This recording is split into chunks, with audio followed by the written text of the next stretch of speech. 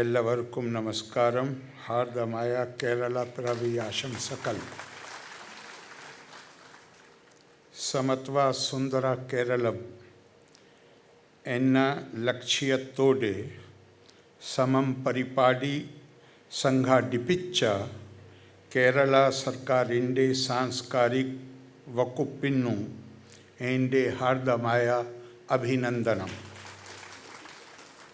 സമം പരിപാടിയുടെ ഭാഗമായ സമാദരം ഉദ്ഘാടനം ചെയ്യാൻ അതിയായ സന്തോഷം ഉണ്ട്. രാജ്യത്തെയും സംസ്ഥാനത്തെയും നിയമനിർമ്മാണ സഭകളെ സാന്നിധ്യവും സംഭാവനയും കൊണ്ട് ധന്യമാക്കിയ എല്ലാ മഹതികൾക്കും എൻ്റെ ആദരം. I am informed that Samam campaign was started in the context of dowry deaths and dowry-related harassment being reported, some incidents being reported in our state, the state which adorns a crown of laurels for achieving enviable social indicators, including those in women's education and health. A few incidents of the regressive practices of dowry and violence against women in recent times reminded us of our duty to stem the rot and to redeem the esteem of our daughters and sisters.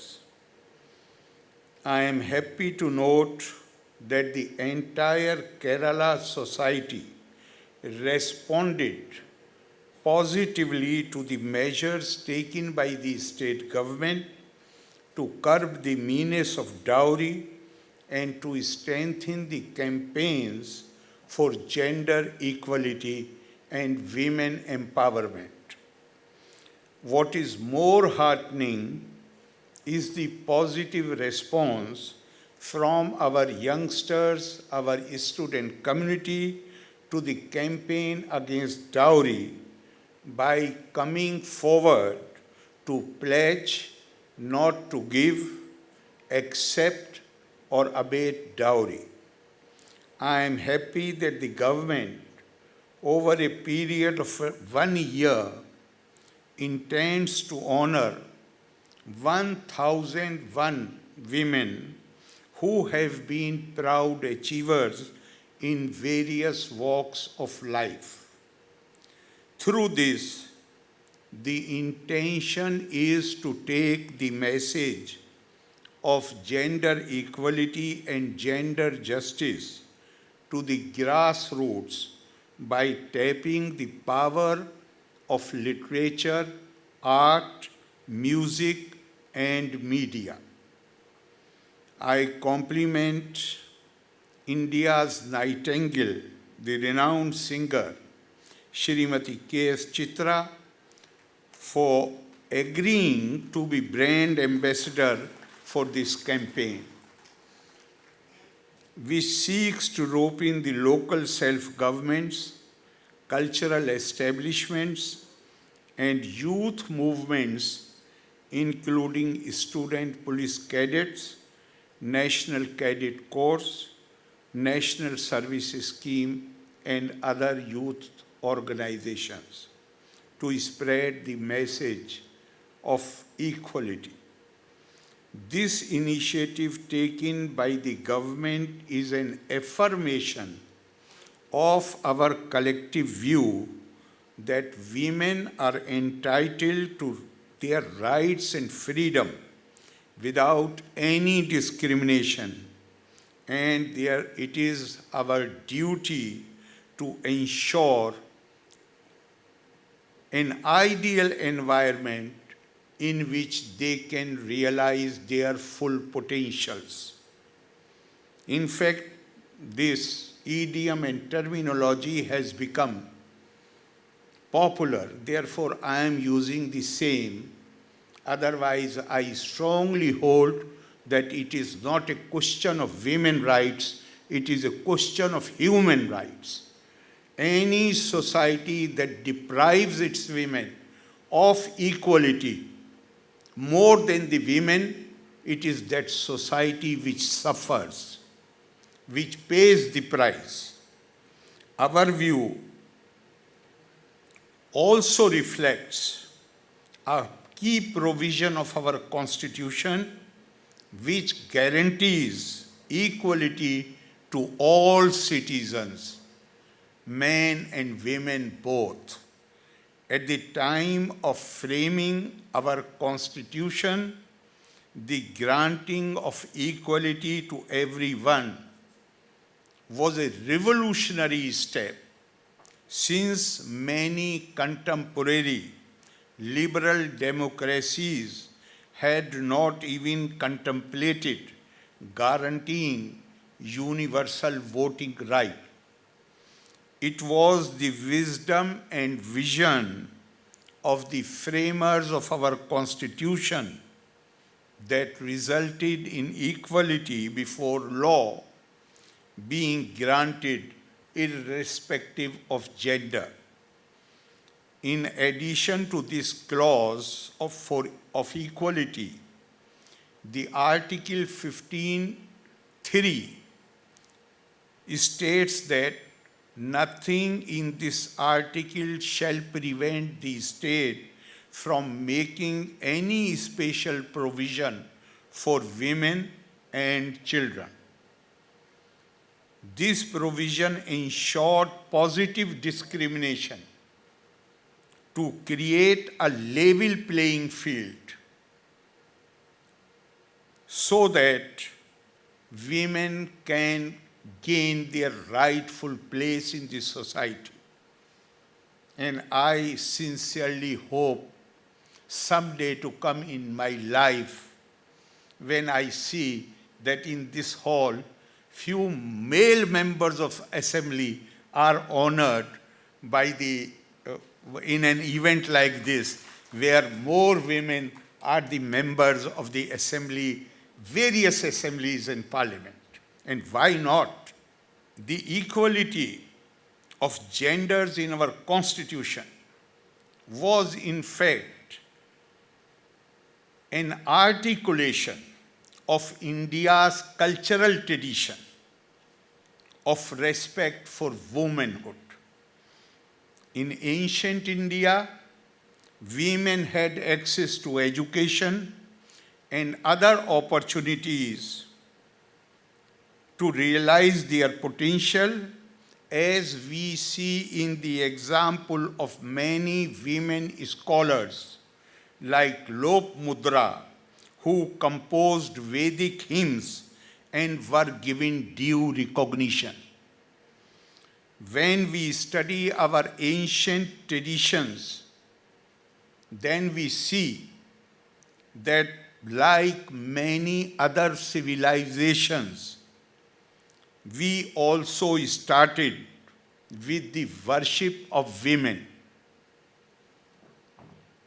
There is I do not know how to say it in Malayalam, but there is a saying, I will translate into English and Hindi, which says that Shiv Shakti ke bina shav hai. Shiv without Shakti is nothing but a corpse, dead body. That has been the Indian tradition. We have a classic named Geet Govinda, composed by Jayadev to sing glory of Lord Krishna. The book starts with a verse which tells us that when sky is overcast with dark clouds, when the path ahead of us is strewn with black trees, when it is all night time, when we feel that the whole earth is shrunk from under our feet, even the strongest of men Shri Krishna becomes most timid and seeks shelter of Shri Radha. This is the first, if you read Geet Govinda, then this is the first verse of that poem. Megher meduram ambaram vanbhuva shama tamal durume naktam bhirurayam tomev tadidam radhe girham pirapaya itham nanda nideshita chalitayo pirtiyadva kunja Radha Mohan Yor Jayanti Yamna Kule Raha Keliya. Translation I have already given you. This is a song which has been composed to sing the glory of Lord Krishna. Yet it starts with the weakness which he shows. When in the evening time there is darkness and you can't make a distinction between the trees, then Nand Gopal directs Radha to take charge of Shri Krishna and escort him back home. You see how the poet is idealizing women. Now the problem is that we idealize women and stop there. The trouble is we do not follow it up. As in so many other instances, we pass resolutions and stop there. But I should say in fairness that to our governments, both central as well as state, and our private philanthropic agencies, institutions, that they have brought about a renaissance in women's education, which is slowly transforming our attitudes positively on the subject of gender justice and women empowerment. The need for empowerment of women received a fillip through the ideals of thinkers and reformers like Swami Vivekananda and Savitri Phule. Swami Vivekananda said, "It is impossible to think about the welfare of the world unless the condition of women is improved. It is impossible for a bird to fly on one wing." Even during the freedom movement, father of our nation, Mahatma Gandhi, had emphasized the role of women in society by highlighting their participation in the non-violent struggle against colonial oppression. In Kerala, during the later part of 19th century and the beginning of the 20th century, we heard the voice of a woman poet, Tottakkiyat Ikkavamma, who in her play Subhadra Arjunam, she said 4 lines. We could not find them in Malayalam except 1 line, but the translation of the poem goes like this: "Did not Satyabhama, the darling of Krishna, wage war? And did not Subhadra drive the chariot?" And remember, she had composed this poem at the end of 19th and beginning of 20th century. And the last line is, "Did not Queen Victoria rule over this world? Paritu bharichilayo Victoria." This was in reply to the statement by the Sutradhar in her play that only men could write poetry.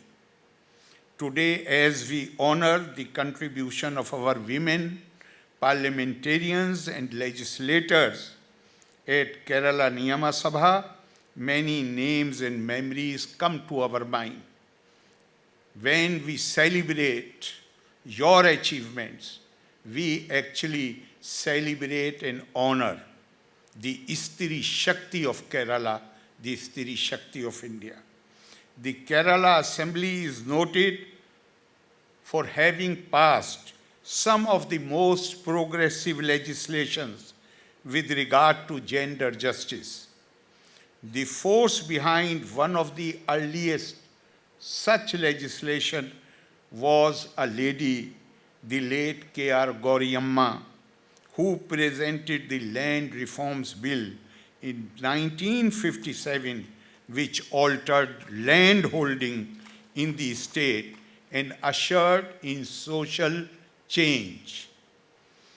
Names like late Shrimati Annie Mascarenhas, the late Shrimati Sushila Gopalan, Shrimati M. Kamalam, Shrimati M.T. Padma, Shrimati Savitri Lakshmanan, Shrimati P.K. Jayalakshmi, Shrimati K.K. Shelja, Shrimati Ramya Haridas, and a host of others come to mind when we think of our prominent women legislators and parliamentarians whose contribution is very significant and very substantial.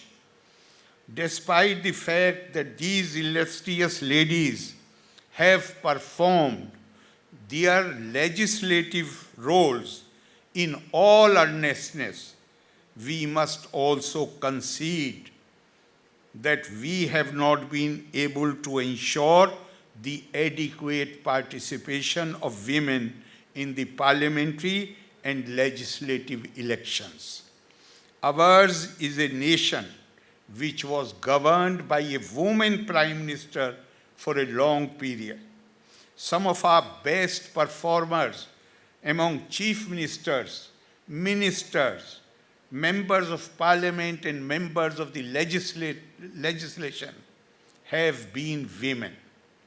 Apart from being the strongest advocates for peace and non-violence, our women as public representatives demonstrate the most democratic models in leadership and handling of conflicts.